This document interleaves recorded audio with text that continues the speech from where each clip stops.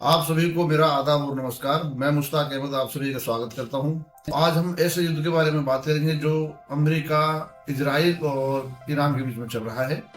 एक वर्चस्व की लड़ाई लड़ी जा रही है। इसमें ईरान जहां अपने अस्तित्व को बचाना चाहता है, वहां अमेरिका अपने वर्चस्व को दिखाना चाहता है। कुछ लोग समझते थे कि ईरान जो है एक हफ्ते के अंदर धराशायी हो जाएगा, क्योंकि दो बड़ी शक्तियों के सामने उसके सामने खड़ी है।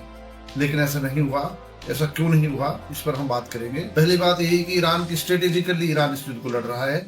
ईरान ने वियतनाम और अफगानिस्तान से उदाहरण लेकर उसे सीखा है और इस युद्ध को वो लंबा खींचना चाहता है। वो युद्ध को जीतना भी नहीं चाहता। वो ये चाहता है कि सामने वाली दोनों शक्तियां थक जाएं युद्ध करते हुए, और इसी थकान में उसकी जीत है कि ईरान ने होर्मुज जो खाड़ी है उस पर अपना पूरा नियंत्रण कर लिया है, और इसकी वजह से तेल के दामों में वृद्धि हो रही है।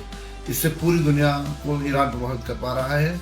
विश्व का 20% तेल का जो व्यापार होता है वो होर्मुज खाड़ी के माध्यम से होता है। तो इससे क्या होगा कि अमेरिका कभी नहीं चाहता कि पूरी दुनिया में कीमतें बढ़े। ईरान की मजबूती का दूसरा आधार है ड्रोन क्षमता और मिसाइल टेक्नोलॉजी। मौजूदा समय में रूस और यूक्रेन के बीच में जो युद्ध चल रहा है, उसमें दुनिया ने देखा कि ड्रोन एक बहुत बड़ा माध्यम है लड़ाई का, और यही आधार जो है इसी युद्ध में भी हमें देखने को मिल रहा है। इस युद्ध में ईरान ने टेक्नोलॉजिकली बहुत ही अच्छी किस्म के ड्रोनों को बनाया है। जहां ईरान के ड्रोन की कीमत 15 से 20 हजार डॉलर है, वहीं इसको मारने के लिए जिन मिसाइलों का इस्तेमाल हो रहा है उनकी कीमत जो है 20 से 30 लाख डॉलर के बीच में है। इसका मतलब ये हुआ कि अमेरिका और इसराइल को इस युद्ध में भारी आर्थिक नुकसान हो रहा है। दूसरा, ईरान इस युद्ध में इसलिए मजबूत दिखाई दे रहा है क्योंकि उसके पास सैन्य तकनीक बहुत मजबूत है। ईरान ने आत्मनिर्भर होकर इस फील्ड में काम किया है, और कहा जाता है कि पिछले 30-35 साल से ईरान यही कर रहा है। और खास बात यही कि ईरान के ऊपर बहुत किस्म के प्रतिबंध लगे हुए थे। खासतौर से उसको तेल बेचने पर प्रतिबंध थे, उसके अलावा बहुत किस्म के प्रतिबंध थे। इसके बावजूद ईरान ने बहुत लंबे संघर्ष के बाद अपने आप को आत्मनिर्भर एक सैन्य तकनीक उसने बनाई है। उसमें खासतौर से ड्रोन और मिसाइलों का जो जखीरा है उसके पास है, वो शायद ही इसमें किसी के पास हो। और मिसाइल टेक्नोलॉजी इतनी सटीक और बढ़िया किस्म की बनाई गई है कि जिससे निशाने को साधने में कोई दिक्कत नहीं होती। दूसरा, ड्रोन का इस युद्ध से पहले भी इस्तेमाल किया गया है। यूक्रेन और रूस के युद्ध में हमें देखने को मिला है। उसका इस्तेमाल यहाँ भी हो रहा है, और ईरान ने उसका बहुत अच्छा इस्तेमाल किया है। जहाँ एक ड्रोन को बनाने की कीमत जो है वो 15 से 30 हजार डॉलर के आसपास है, वहीं उसको रोकने के लिए यानी इंटरसेप्टर जो मिसाइलें होती हैं उनकी कीमत जो है 20 से 40 लाख डॉलर के आसपास होती है। इससे आप आइडिया लगा सकते हैं कि आर्थिक स्तर पर कितना ज्यादा नुकसान अमेरिका और इजराइल को हो रहा है। चाहे बेशक ये बहुत रिच कंट्री कहे जाते हों, लेकिन फिर भी युद्ध में जो आर्थिक गिरावट आती है उसको बहुत बड़ी गिरावट आपको मानना चाहिए, क्योंकि उसकी भरपाई करने के लिए बहुत समय लगता है। ईरान की मजबूती का तीसरा बड़ा आधार उसकी सर्वसत्तावादी सरकार है, यानी कंप्लीट सरकार जिसको हम कह सकते हैं। उस तरह की सरकार बनाने की कोशिश की गई है। 1979 की जो क्रांति हुई थी, जिसको हम धार्मिक क्रांति कहते हैं, वहां से ईरान ने एक नए दौर में प्रवेश किया था। ईरान के राष्ट्रपति पेजेश्कियन का मानना है कि जब ईरान में क्रांति हुई थी तो उस समय वहां की लिटरेसी यानी ईरान की साक्षरता दर 30% थी, और आज जो है वो 90% है। इसका मतलब ये हुआ कि ईरान में क्रांति के बाद बहुत ज्यादा एजुकेशनली जो है डेवलपमेंट हुआ है। बहुत सारे प्रतिबंधों के बावजूद ईरान जो है बहुत सारे शैक्षणिक संस्थान उसने स्थापित किए हैं और अपने आप को बहुत मजबूत बनाया है। अब ऐसे हालातों में जाहिर सी बात है कि ईरान जो है क्रांति की बागडोर को जल्दी छोड़ने वाला तो है नहीं, तो उसको बदलने के लिए काफी कोशिश की गई है, मोसाद द्वारा कोशिश की गई है, लेकिन उसका कोई फर्क नहीं पड़ा। इस युद्ध से जस्ट पहले अमेरिका और इजराइल द्वारा बहुत बड़ा प्रयास किया गया था, बड़े स्तर पर विद्रोह हुए और जो है सरकार बदलने की कोशिश हुई, लेकिन वो सारे नाकाम सिद्ध हुए। यह एक संगठित सरकार है जो दो स्तर पर जनता के साथ संपर्क करती है। पहला, नागरिक स्तर पर सरकार के विचार यानी क्रांति के विचारों को जनता के बीच में मजबूती से रखने के लिए सरकार जो है वो कार्य करती है नागरिक स्तर पर।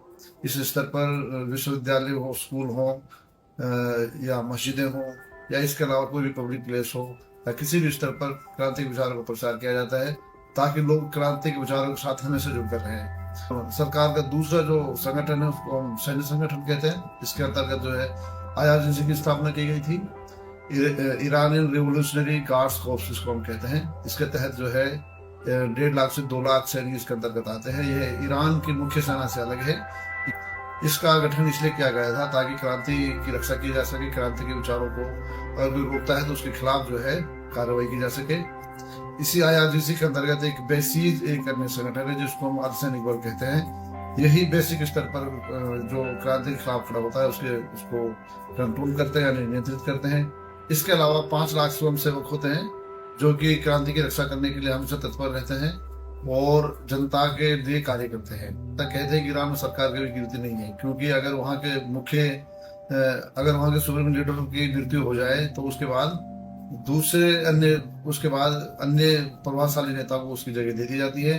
इसी तरीके से सेना में भी चलता है, हर स्तर पर हर कार्य इसी तरीके से किया जाता है, जिसकी वजह से वहाँ सरकार कभी गिरती नहीं है, हमेशा सरकार वहाँ चलती रहती है।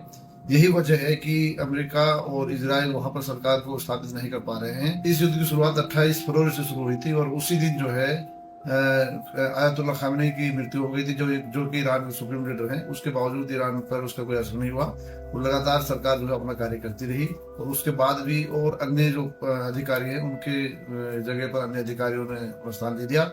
इस तरीके से कहते हैं कि ईरान में सरकार नहीं गिरती। ऐसी सरकार से निपटना वाकई में बहुत बड़ा चुनौती का कार्य है।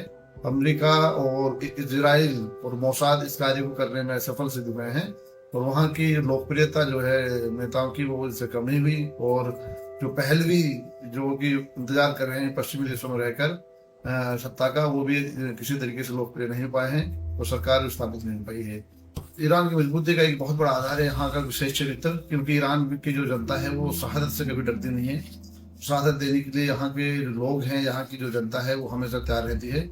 जिस समाज या जनता में ये शहादत का जज्बा मिलता है वहां पर लोग जो है गुलामी को पसंद नहीं करते, वो हमेशा स्वतंत्र जीवन व्यतीत करना चाहते हैं। वहां की जनता किसी दूसरे लीडर के नियंत्रण में रहने के बजाय वो शहादत को स्वीकार करेगी और ये ईरान की एक बहुत बड़ी मजबूती है। जिस जनता में मरने का खौफ ना हो उस जनता को हराना असंभव है। इस तरह से ईरान जो है इस युद्ध को लंबा खींचेगा और ईरान की इसी में जीत है। उससे पहले अमेरिका अन्य यूरोपीय देशों के साथ सहयोग प्राप्त कर लेता था, लेकिन इस बार ऐसा नहीं हुआ। नाटो देशों ने पूरी तरीके से अमेरिका का साथ देने से मना कर दिया, तो अमेरिका ने भी नाटो को कायर कहा और कई ऐसी बातें कही जो कि नाटो देशों को बिल्कुल स्वीकार्य नहीं है और अमेरिका ने यहाँ तक घोषणा कर दी कि वो नाटो से अपने आप को अलग कर लेगा। बहुत आश्चर्यजनक बात यह रही कि ब्रिटेन जो उसका बहुत बड़ा एलाई है अमेरिका का, उसने भी अमेरिका के साथ देने से मना कर दिया। फ्रांस ने मना कर दिया, इटली ने मना कर दिया और स्पेन ने तो बहुत खुले तौर पर मना किया है। इस तरह से ये देश अमेरिका की ताकत हुआ करते थे, इन्हीं देशों जब मना करते हैं तो अमेरिका आधा रह गया। मैं चाहता हूं कि आप इस मुद्दे पर अपने विचार कमेंट बॉक्स में रखें और मुझे इंतजार रहेगा आपके विचारों का। और इस चैनल को लाइक करें, सब्सक्राइब करें। मुझे उम्मीद है कि आपको ये एपिसोड पसंद आया होगा।